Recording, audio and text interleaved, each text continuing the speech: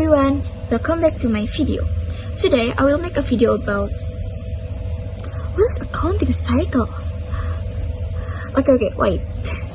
Sebelumnya, perkenalkan nama aku Fani Latifah dari kelas 10 angka 2. Siapa di sini yang masih bingung tentang siklus akuntansi? Sini, aku jelasin.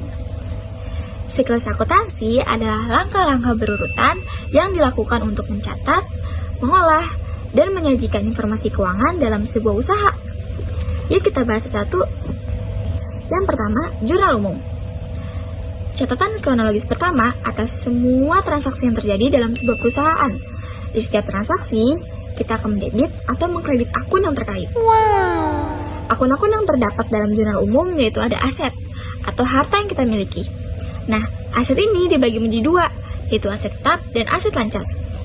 Aset lancar seperti kas, piutang, perlengkapan, dan persediaan barang. Sedangkan aset tetap seperti bangunan, tanah, peralatan, dan kendaraan. Selanjutnya ada akun liabilitas atau akun utang, seperti utang gaji, utang wesel, utang bunga, dan utang usaha. Selanjutnya ada akun pendapatan, seperti pendapatan jasa dan pendapatan penjualan.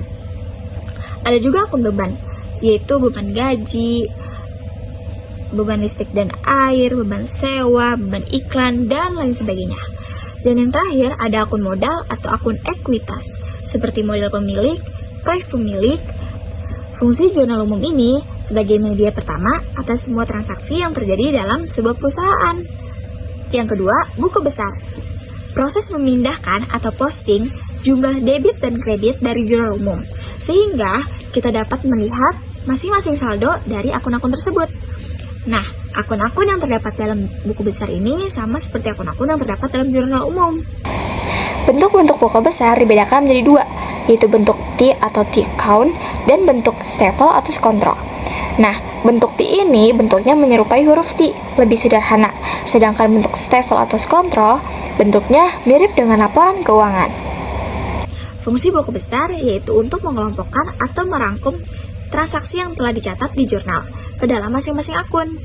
Nah, tujuannya yaitu untuk melihat posisi akhir saldo dari masing-masing akun tersebut. Yang ketiga, neraca saldo atau trial balance. Daftar yang menyajikan saldo semua akun di buku besar pada satu titik waktu tertentu. Biasanya terjadi pada akhir periode. Nah, ini juga untuk memastikan apakah saldo debit dan kreditnya sama. Akun-akun yang terdapat pada neraca saldo juga sama seperti akun-akun yang terdapat pada buku besar dan jurnal umum, seperti aset, aset tetap, aset lancar, terus akun liabilitas, akun ekuitas, akun pendapatan, beban. Ya, fungsi dari neraca saldo adalah untuk memastikan bahwa total debit dan kredit seimbang. Yang keempat, jurnal penyesuaian. Digunakan untuk menyesuaikan akun agar sesuai dengan kondisi real di akhir periode. Nah, akun-akun yang terdapat pada jurnal penyesuaian yaitu ada beban sewa, sewa dibayar di muka, beban gaji, utang gaji, beban perlengkapan, beban penyusutan, akumulasi penyusutan, pendapatan jasa, dan pendapatan diterima di muka. Neraca saldo setelah jurnal penyesuaian. Neraca saldo yang diperbarui setelah semua jurnal penyesuaian dicatat untuk memastikan kembali debit dan kredit tetap seimbang sebelum kita lanjut ke laporan keuangan.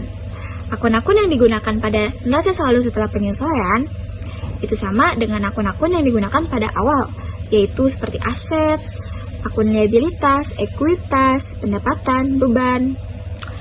Fungsinya untuk memastikan kembali apakah debit dan kreditnya tetap seimbang. Selanjutnya, neraca lajur. Neraca lajur adalah lembar kerja yang digunakan untuk membantu menyusun laporan keuangan secara sistematis, mulai dari neraca saldo hingga ke laba rugi dan neraca.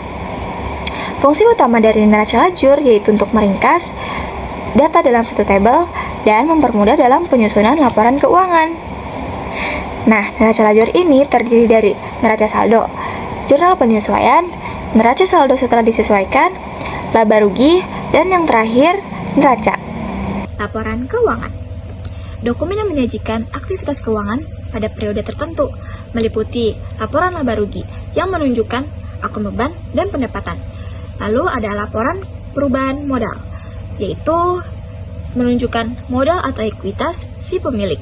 Jurnal penutup, yaitu catatan untuk penutup atau mengosongkan akun-akun nominal seperti pendapatan, beban, dan prive dengan memindahkannya ke dalam saldo modal atau laba ditahan. Akun-akun yang terdapat pada jurnal penutup yaitu ada semua akun beban, prive, akun pendapatan, jasa atau penjualan, dan yang terakhir ikhtisar laba rugi. Fungsi jurnal penutup agar saldo akun-akun tersebut berubah menjadi nol pada awal periode berikutnya. Neraca saldo setelah jurnal penutup, yaitu untuk memastikan bahwa semua akun nominal sudah ditutup dan bahwa sudah siap untuk periode berikutnya. Nah, akun-akun yang terdapat pada neraca saldo setelah penutup yaitu ada kas, piutang, peralatan, dan perlengkapan. Lalu ada akun liabilitas seperti utang gaji, utang usaha, dan utang sewa. Dan yang terakhir ada akun ekuitas, yaitu akun modal. Yang terakhir, jurnal pembalik, yaitu jurnal yang dibuat pada awal periode baru untuk membalik beberapa jurnal penyesuaian agar pencatatan di periode berikutnya lebih mudah dan tidak double. Nah, akun-akun yang terdapat pada jurnal pembalik yaitu ada utang gaji, beban gaji, pendapatan diterima di muka. Nah, itu dia penjelasan singkat tentang siklus akuntansi. Semoga mudah dipahami dan semoga bermanfaat.